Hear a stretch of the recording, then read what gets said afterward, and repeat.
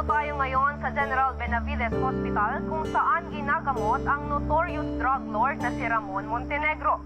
Paeng! Fatima! Tati tanggol sa balita! Isinugod sa ospital!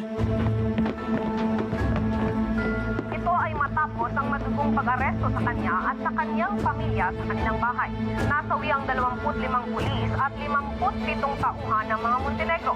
Kasama dito si dating Vice Mayor Olivia Guerrero Torres. Ibig sabihin nito, buhay pa si Boss Ramon?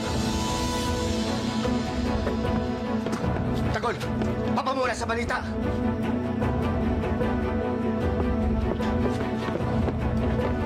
Ayon kay newly elected Manila Mayor Miguelito Guerrero, ang pamilyang Montenegro daw ang pinakamalaking sindikato ng droga sa bansa.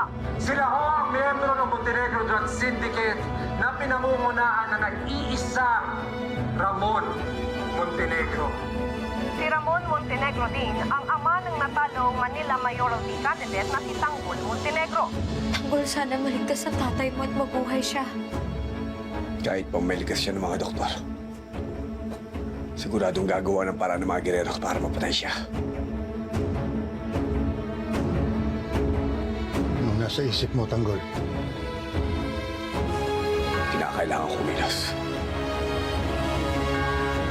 Pupunta ako ng ospital. Ililigtas ko si Papa.